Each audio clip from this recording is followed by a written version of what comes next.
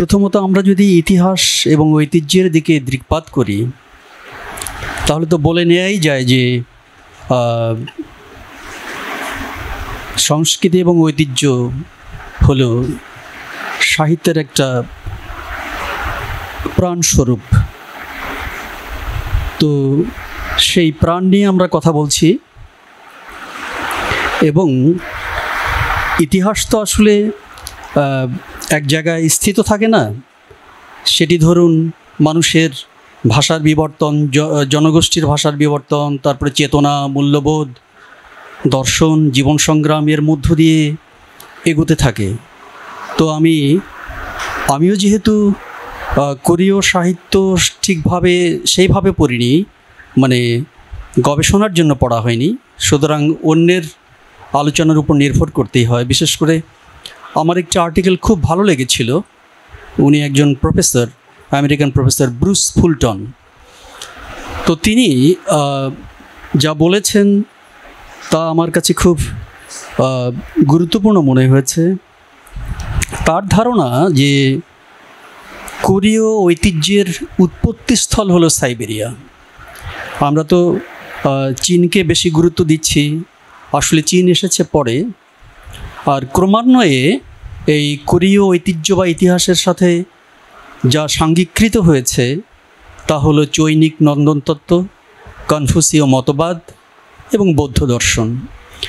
আবার একটা মজার ব্যাপার যে বৌদ্ধ দর্শন তারা কিভাবে জানলো, এটি কি আমাদের কোনো ভারতীয় পণ্ডিত সেখানে গিয়েছিলেন তা জাননি, কিন্তু গিয়েছেন চৈনিক শাস্ত্রজ্ঞ পণ্ডিত যারা, তারা কোরিয়ায় গিয়েছিলেন এবং তাদের মাধ্যমেই এই দর্শন শিক্ষার প্রসার ঘটে এবং এভাবে তাদের সংস্কৃতি প্রাণবন্ত হয়ে ওঠে। আবার আরেকটি বিষয় আছে যে কোরিয়া দীর্ঘকাল জাপানের শাসনাধীন ছিল, সে কারণেও তারা জাপান কর্তৃক প্রভাবিত হয়।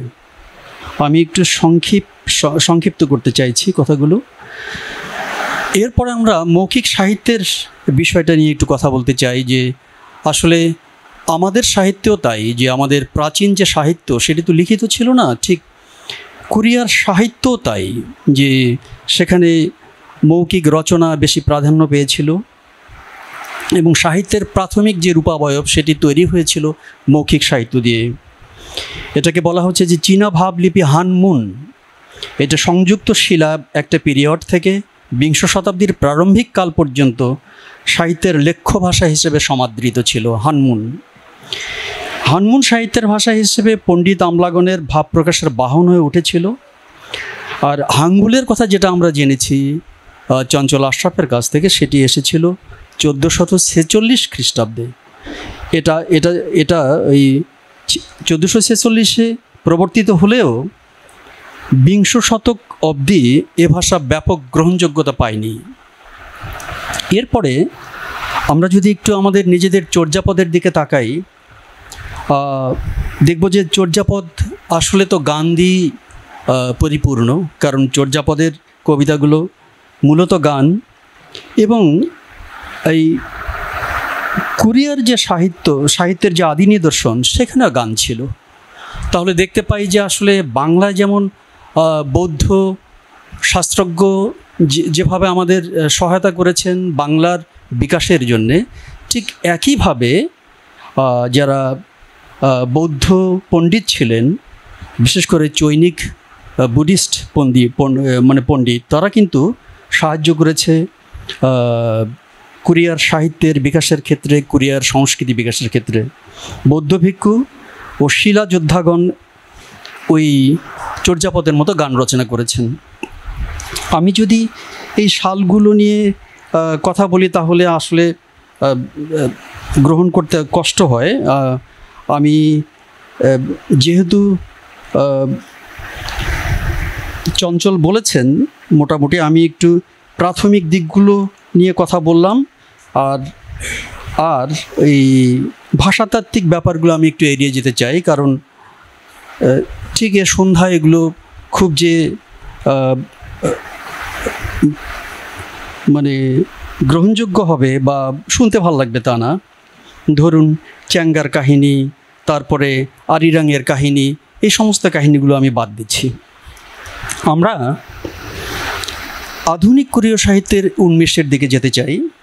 সেটি কিন্তু বিংশ শতাব্দীর গোড়ার দিকে ঘটেছিল এবং আধুনিক যে কোরীয় সাহিত্যে যে বিষয়গুলো বেশি প্রাধান্য পেয়েছে তা হলো পাশ্চাত্য বস্তুবাদ এবং কবিতার মধ্যে রূপকল্পবাদ, ইমাজিজম, আর হলো প্রতীকবাদ, সিম্বলিজম। এগুলো কিন্তু এসে যায় কোরীয় সাহিত্যের মধ্যে। কিভাবে আসে? যে ধীরে ধীরে তারা বহির্বিশ্বের সঙ্গে সম্পৃক্ত হয়ে যায় এবং বিশেষ করে কোরিয়া যখন জাপানের সঙ্গে সমন্বিত হয়, জাপানের সঙ্গে যখন একীভূত হয়ে যায়, সেটি হলো 1910 খ্রিস্টাব্দে, তখন থেকে কিন্তু কোরিয়ার আধুনিক সাহিত্যের একটা আমরা উন্মেষ দেখতে পাই।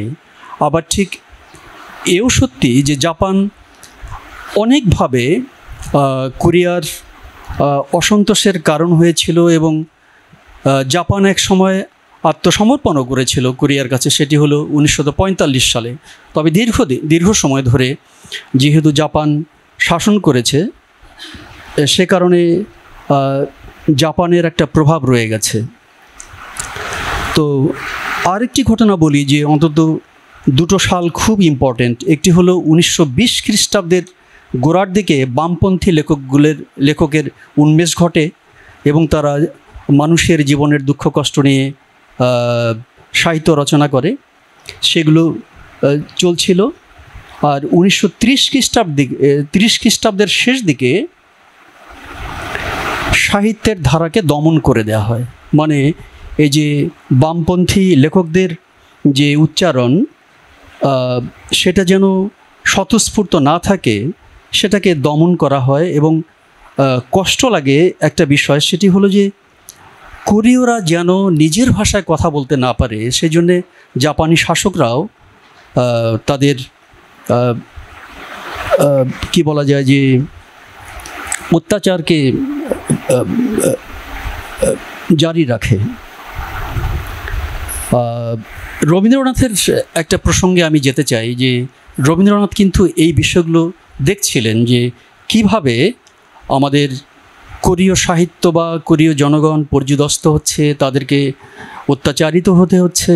এটি কিন্তু রবীন্দ্রনাথ দেখছিলেন এবং জাপানে যখন উনি 1929 খ্রিস্টাব্দে যান এবং জাপানিদের উদ্দেশ্যে বক্তব্য রাখেন, সেটি খুব একটি ইম্পর্ট্যান্ট লেকচার আমি বলবো। আমি সেখান থেকে একটু একটা লাইন কোট করি। আপনারা দেখবেন যে রবীন্দ্রনাথ কীভাবে বিষয়টিকে নিয়েছেন, যে যারা অত্যাচার করে তারা যে টিকে থাকতে পারে না, সেটি 1945-এর আগেই অর্থাৎ 1929 খ্রিস্টাব্দে রবীন্দ্রনাথ বলছেন, "May I be frank with you and say that when I chance to hear of some instances of ill treatment to Koreans and to others who are less fortunate than yourselves, it hurts me very deeply, causing keen disappointment."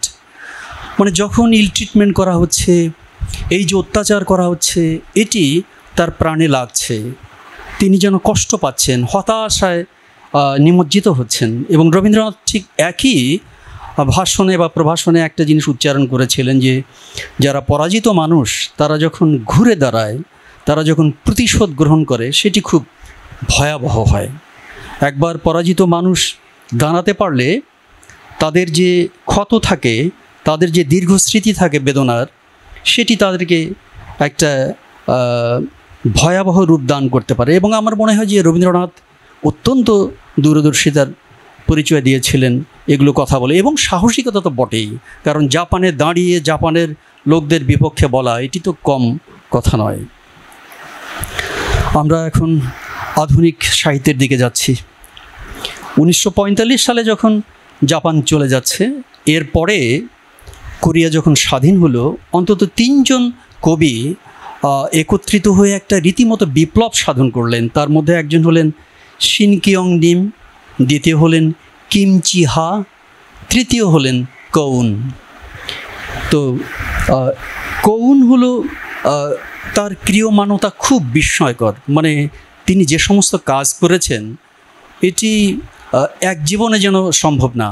এবং একটি বই যেটি কৌনের কবিতা অনুবাদ করেছেন সরস্বর্য মোহাম্মদ, সেখানে দেখবেন যে কৌনকে নিয়ে তিনি অসম্ভব রকমের একটি ভালো কাজ করেছেন।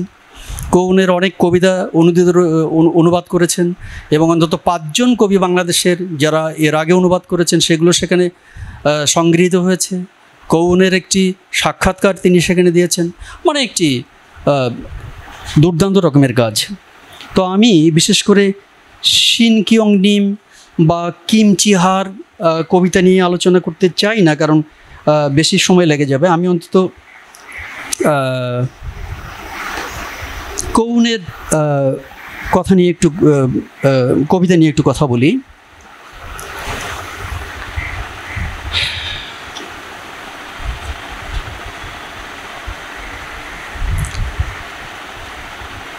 তিনি একটা কবিতা, মানে আমি কিছু বাদ দিলাম আমার নোটস থেকে, আস্কিং দ্য ওয়ে একটা কবিতার নাম। সেখানে তিনি বলছেন বাংলা যেমন পথের অন্বেষণ হতে পারে, সেখানে বৌদ্ধ দর্শনের প্রভাব আছে। তার ইংরেজিটা এরকম, you fools who ask what god is. যারা ফুল তারাই ভাবে যে ঈশ্বরকে নিয়ে অনেক প্রশ্ন করে। Should ask what life is instead, জীবনটা কি সেটা নিয়ে ভাবো। Find a port where lemon trees Bloom, ask about places to drink in the port. মানে পোর্টের মধ্যে কোথায় ড্রিঙ্ক করতে হবে এগুলো নিয়েই কথা বলো। ঈশ্বরের সাধনায় প্রকৃত জীবনবোধ জাগ্রত হয় না, এটি হলো কৌনের কথা। অবশ্যই এই বিশ্বাস নিয়ে কিন্তু রবীন্দ্রনাথ কম যাননি। আমি রবীন্দ্রনাথের সেই বুদ্ধদেব প্রসঙ্গ, ওনার যে প্রবন্ধ, সেখানে কিন্তু তিনি বলেছিলেন যে আসলে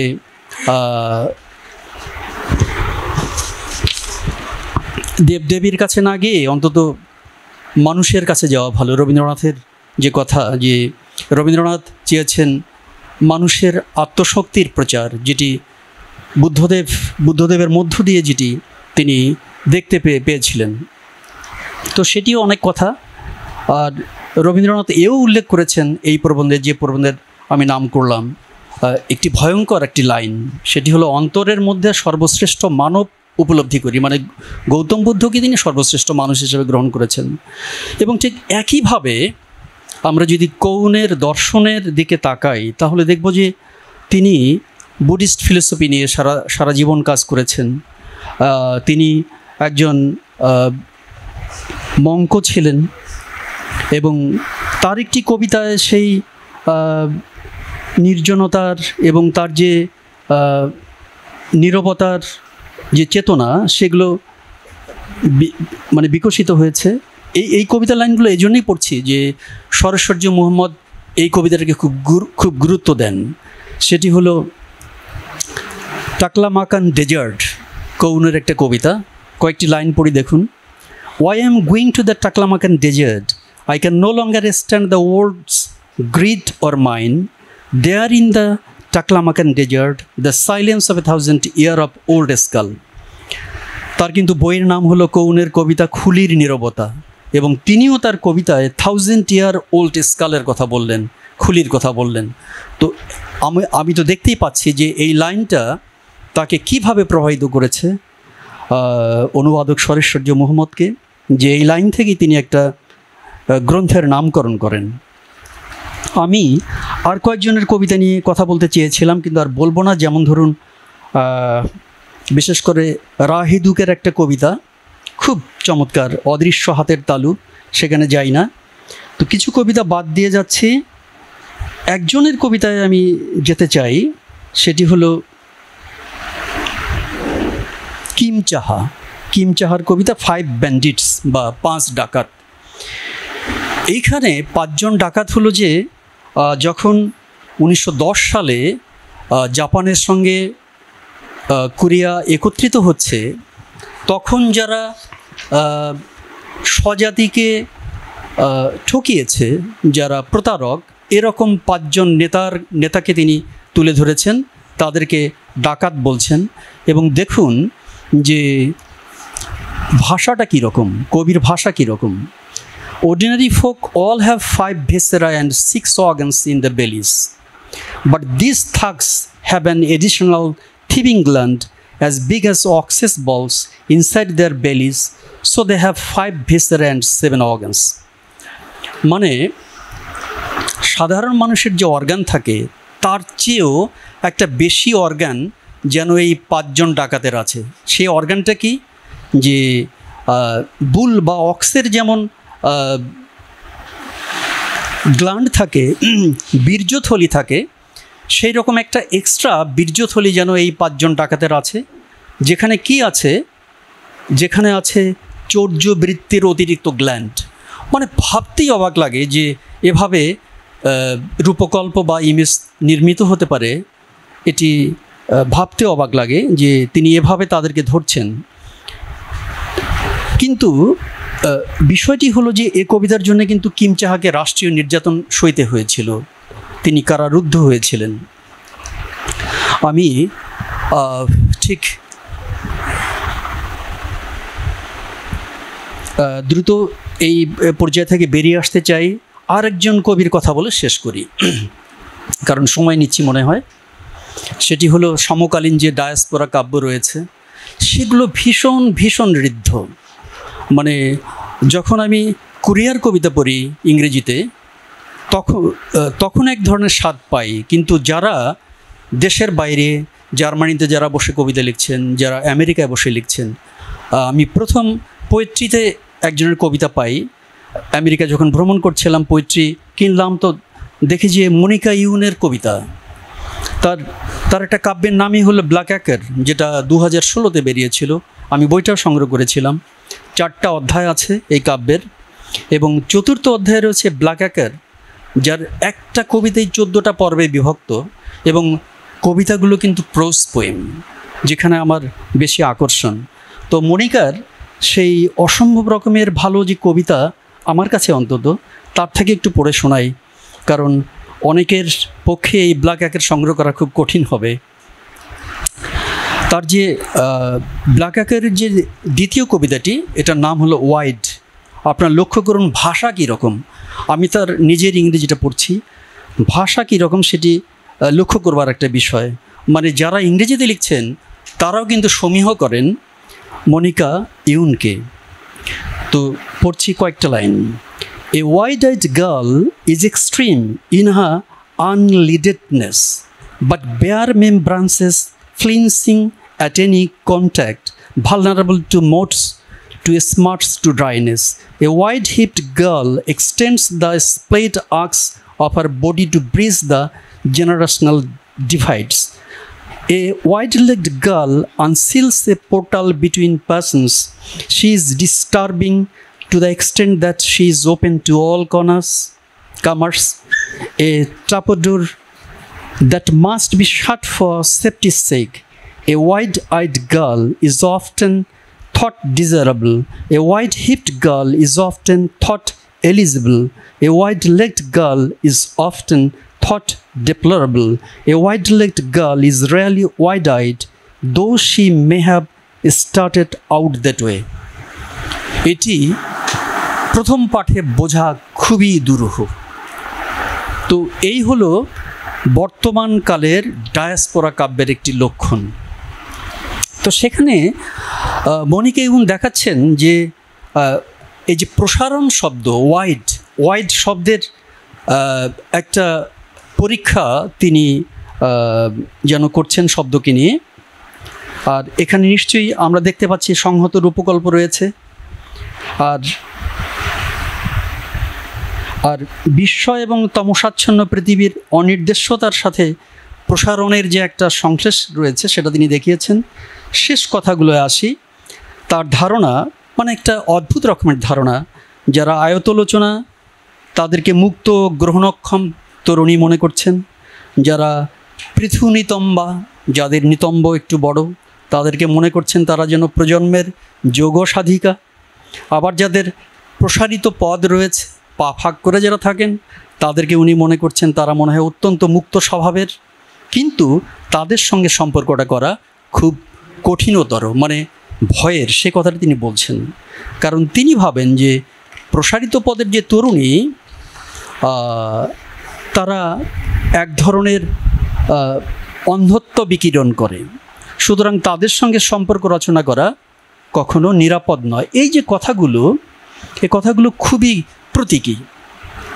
এবং এখানে যেটা মনে হয়েছে আমার, যে এ কবিতায় উন্মুক্ততা ও নিরাপত্তাহীনতার যে সামাজিক আদর্শ সেটিকে নিরীক্ষা করা হয়েছে। যাই হোক, এ নিয়ে মনে হয় আর বেশি বলবার নেই। আমি গল্পের দিকে যাচ্ছি, যেহেতু একটু গল্প আর উপন্যাসের কথা বলে আমি শেষ করছি। একটি গল্পের কথাই বলি, কারণ একটি গল্পের অংশ বিশেষ এখানে পঠিত হয়েছে। আর আমার একটি গল্প, খুব পছন্দের গল্প রয়েছে, সেটি হলো সোজিন কিমের কুকুর প্রজননকারী। যে গল্পের বইটি সরেশ্বর্য মোহাম্মদরা করেছেন, অসম্ভব সুন্দর একটা অ্যান্থোলজি করেছেন গল্পের, সেখানে রয়েছে। সেইখানে দেখা যাবে যে গল্পের যে কথক, তার বাবা দরিদ্র, তার কাজ হলো যে রাস্তাঘাট পরিষ্কার করেন তিনি, এবং কুকুরদের প্রজননে সহায়তা করেন। এরকমের কর্ম কিন্তু বাংলাদেশে কেউ করে না, যে দুটো কুকুর ধরে তাদের প্রজননের কাজ করিয়ে দেয়া। এই কাজটা তিনি করছেন কোরিয়ায়, দক্ষিণ কোরিয়ায়। তো এই যে কাজ এবং একটা অন্তজ শ্রেণীর মানুষকে যে তুলে আনছেন গল্পের মধ্যে, সেটি একটি বিরাট ব্যাপার। এবং নির্দ্বিধায় তার পিতার জীবনের প্রতি যে উপর যে আলো ফেলছেন, এটি কম না। কারণ আমার বাবা খুব যে দরিদ্র মানুষ, একজন কৃষক মানুষ, সে কথা আমি যে গল্পে বা কবিতায় প্রকাশ করব, সে নিয়ে তো আমার দ্বিধা আছে বাঙালি হিসেবে। কিন্তু দেখুন যে তাদের দ্বিধা নেই, কুকুরের প্রজননের কাজ করছে, খুব একটা কি বলবো, যে একটা নিম্নমানের কাজ আমাদের দৃষ্টিতে, কিন্তু সে কাজ নিয়ে তার কোনো মাথা ব্যথা নেই। যাই হোক, আমার এই মুহূর্তে মনে পড়ে যে আর একজন নোবেল বিজয়ী লেখকের কথা, আনিয়া আনো, যিনি তার একটা গ্রন্থে ঠিক একই রকমের কথা বলছেন। দেখুন যে সমসাময়িক কালে লেখকরা কিভাবে একই ধরনের কথা বলছেন। তিনি তার গ্রন্থে বলছেন, like many large families my mother's was A tribe. মা একজন ট্রাইব, সে কথাটা তিনি উল্লেখ করছেন। আনিয়া আনো, মাই grand mother and her children had the same way of believing in public and of living out their semi-rural working condition. Semi-rural working condition থেকে কিভাবে উঠে এসছে, কিভাবে তারা ট্রাইব ছিল, উপজাতি ছিল মা, সেই কথাগুলো নির্দ্বিধায় বলে দিচ্ছেন। এবং তাহলে আমরা একটা মিল দেখতেই পাই যে কি ভয়ানক সাহস থাকলে নোবেল বিজয়ী একজন লেখক কিংবা আমাদের সেই সোজিন কিম, তারা নিজেদের কথাগুলো তুলে ধরতে পারেন। এখানে সরেশ্বর্য একটা কথা বলেছেন যে দ্য অ্যাকুইজিশন, এর কিন্তু ভালো একটা অনুবাদও করেছে ছন্দা মাহবুব। খুব ফরিয়াদ বলে একটা ভালো অনুবাদ হয়েছে এই বইটার, যেটি হলো উত্তর কোরিয়ার গল্প সংকলন, যেটি আপনারা জেনেছেন। লেখকের নাম বান্দি। তো সেখানকার একটা গল্পের সামান্য অংশ আমি শোনাই, যে সিটি অফ স্পেক্টার্স, একটা খুব ভালো গল্প। সেই গল্পে একজন মা, যিনি একটা সামুদ্রিক পণ্যের ব্যবস্থাপক হিসেবে কাজ করেন, একটা পার্টি হলো যেখানে তার একটা ছোট ছেলে গেল, এবং ছোট ছেলেটা একটা ছবি দেখলো। ছবিটা হলো কিন্তু কার্ল মার্কসের, কিন্তু ছবিটা দেখে সে ভয় পেয়ে যায়। কারণ সেই সংস্কৃতি, সেই কালচার, যথাযথ কালচার যেহেতু নেই, সুতরাং কার্ল মার্কসের ছবি, রবীন্দ্রনাথের ছবি দেখলে তো আমি ভয় পাবই, নজরুলের ছবি দেখলে তো ভয় পাবই। তো সে কার্ল মার্কসের ছবি দেখে ভীষণ ভয় পেয়ে গেল, এবং সেই ছবিটাকে সে দৈত্য বলে ভেবে নিল। তাদের ভাষায় হলো ইওবি। তো এইরকম চমৎকার চমৎকার গল্প। এবং এই যে অন্ধকারাচ্ছন্ন একটা এলাকা উত্তর কোরিয়া, সেই এলাকা নিয়ে কিন্তু ভালো একটা কথা বলেছেন মার্গারেট অ্যাটউড। আমি কয়েকটি লাইন আপনাদের পড়ে শোনাই, যে মার্গারেট অ্যাটউড কীভাবে এটাকে দেখছেন, যে এই দ্য অ্যাকুইজিশনের যে গল্প, এই গল্পগুলোকে নিয়ে তার ধারণা কী। আমি অবাক হয়ে যাই যে একটা লেখা যখন ইংরেজিতে প্রকাশিত হয়ে যায়, সাথে সাথে, এটি হয়েছিল 2017-তে, এবং সাথে সাথে তারা কিভাবে এই লেখাগুলো গোগ্রাসে গিলে ফেলেন এবং সেই লেখাগুলো নিয়ে আলোচনা করেন, ভাবতে অবাক লাগে। মার্গারেট উড কী বলছেন, the stories describe life under a lockdown totalitarian dictatorship in which everything is controlled by the central government, যেটি বলেছেন আমার আগের বক্তারা। including writing and reading, in which society is riddled with spies who report on the most trivial of aberrations, and in which the non-elites are starved and overworked and lied to above the real state of affairs. মানে রাষ্ট্রই নিয়ন্ত্রণ করছে, যেটি আমরা জেনেছি সরস্বর্য মুহাম্মদের কাছে। এবং ঠিক একই কথা কিন্তু বলছেন মার্গারেট অ্যাটউড, যে রাষ্ট্রই নিয়ন্ত্রণ করছে সব কিছু, এবং একটা অন্ধকারাচ্ছন্ন দেশ থেকে কিভাবে সাহিত্য তৈরি হচ্ছে। আমি আর একটু কথা বলে শেষ করতে চাই, সেটি হলো ভেজিটেরিয়ান। দ্য ভেজিটেরিয়ান নিয়ে তো অনেক কথা হলো।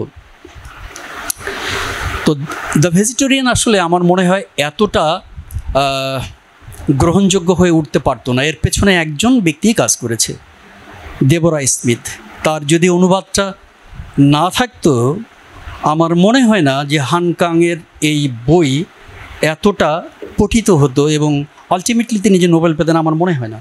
কারণ তাকে যেভাবে ইংরেজিতে তুলে ধরা হয়েছে, এটি অবিশ্বাস্য রকমের একটা ব্যাপার। তো যাই হোক, এখানে আমাদের যে উপন্যাসের যে প্রধান চরিত্র ইয়াংহাই, তিনি স্বল্পভাষিনী। তিনি স্বপ্ন পেলেন একদিন, আসলে তিনি স্বপ্নাচ্ছন্ন থাকতেন। এই যে আমাদের যে রিয়াল লাইফের পরেও তো একটা লাইফ থাকে, আমরা স্বপ্নাচ্ছন্ন থাকি, আমরা সারিয়ালিস্টিক একটা আবহের মধ্যে চলে যাই। ঠিক যেন আমার মনে হয়েছিল যে এই উপন্যাসের যে প্রধান চরিত্র, তিনিও একটা সারিয়ালিস্টিক একটা আবহের মধ্যে যাচ্ছিলেন, স্বপ্নাতুর ছিলেন, এবং স্বপ্নে তিনি জানলেন যে তাকে নিরামিষ খেতে হবে, এবং তিনি নিরামিষ শুরু করলেন। এবং তার যে স্বামী সং নাম, তিনি এটা পছন্দ করেননি। এবং স্বামীর সঙ্গে শুধু খাবার নিয়েই বিদ্বেষ হলো না। স্বামী যখন তার সঙ্গ, তিনি তাকে বলেছিলেন যে আমার স্টুডিওতে আসো, আমি তোমার গায়ে ছবি আঁকবো। তো সে যেহেতু এরকম রিয়ালিটি নিয়ে সে যেহেতু ভাবে না, সে গিয়েছিল, এবং তার শরীরের ছবি আঁকা হলো, ফুলের ছবি। এবং এক সময়, আমি খুব দ্রুত শেষ করে দিই, এক সময় যখন ইয়ংহাইয়ের সেই শরীরটাই চেয়েছিল তার ভগ্নিপতি, তখন সে খুব সারল্যের সাথে একটা জিনিস উচ্চারণ করেছিল যে তোমার শরীরেও যদি তুমি ফুলের ছবি আঁকো, তাহলে তুমি আমাকে পেতে পারো। তখন শিল্পী মানুষ সহজেই সে তার শরীরে ফুলের ছবি আঁকলো। তো ফুলের ছবি আঁকবার পরে সেই ভগ্নিপতি তার বাসায় যায়, এবং তাদের মধ্যে একটা গভীর সম্পর্ক রচিত হয়। এবং সেই ভগ্নিপতির একটা দৃষ্টিভঙ্গি আছে, সে ভগ্নিপতি এভাবে দেখে, she radiated energy like a tree that grows in the wilderness, denuded and solitary. আমি শেষ করে দিচ্ছি যে তার মধ্যে যে নির্জনতা রয়েছে সেটি সে দেখে, এবং তার মধ্যে যে ঠিক মানবত্ব নেই, না আছে মানবত্ব, না আছে বৃক্ষত্ব, মানে সে বৃক্ষও হতে পারেনি, মানুষও হতে পারেনি। সে কিন্তু মেটামরফোসিস চেয়েছিল, মানে রূপান্তরণ। সেই রূপান্তরণটা হলো মানে উদ্ভিদের রূপান্তর, সে উদ্ভিদে রূপান্তরিত হতে চেয়েছিল। এবং আরেকটি বিষয় আমি বলে শেষ করি, সেটি হলো যে আমাদের যে বৌদ্ধিক যে দর্শন, মানে বৌদ্ধ শাস্ত্র তাকে এমনভাবে ধরেছিল, এমনভাবে আকর্ষণ করেছিল যে তিনি নির্বাণ চেয়েছিলেন। এই যে আমাদের উপন্যাসের যে প্রধান পাত্রী, তিনি নির্বাণ চেয়েছিলেন। তার নির্বাণটা কিভাবে? যে কিছু না খেয়ে। সেটা কীরকম? যে তিনি ভাবতেন যে আমার খাবার পানি হতে পারে, আমার খাবার সূর্যকিরণ হতে পারে। যাই হোক, অনেক কথা আছে যে এখানে সেই বৌদ্ধ দর্শনও কাজ করে, নির্বাণ তত্ত্বও কাজ করে, যেটি আমাদের কুমার একটু বলবার চেষ্টা করেছেন। আমি কথা বাড়াই না, আমি শুধু এই কথাটাই বলতে চাই যে আমাদের সাহিত্যের সাথে কোরীয় সাহিত্যের মিল আছে। বিশেষ করে আমাদের যে আদি সাহিত্য, আমাদের যে বাংলা সাহিত্যের যে প্রাচীন রূপ, সেই রূপের সাথে অন্তত কোরিয়ার বর্তমান বা আদি সাহিত্যের একটা ভালো সম্পর্ক রয়েছে। এবং আমাদের যে স্বাধীনতা সংগ্রাম, সেই সংগ্রামের সাথে কোরীয়দের স্বাধীনতা সংগ্রামের একটা মিল আছে। আমাদের ব্যাপ্তিটা হয়নি এর জন্যে যে আমাদের সাহিত্য ইংরেজিতে, অন্তত ইংরেজিতে যথাযথভাবে ভাষান্তরিত বা অনুদিত হয়নি, যেটা হয়েছে কোরিয়ায়। যদি আমাদের সাহিত্য ওদের মতো অনুদিত হতো, সেই সুযোগটা পেত, আমি মনে করি যে কুরিয়ার অনেক আগে বাংলা সাহিত্য বিশ্বমানের বা প্রথম দিকের সাহিত্য হিসেবে গণ্য হতো। অনেক কষ্ট করে আবার কথা শুনলেন, অনেক ধন্যবাদ জানিয়ে শেষ করছি।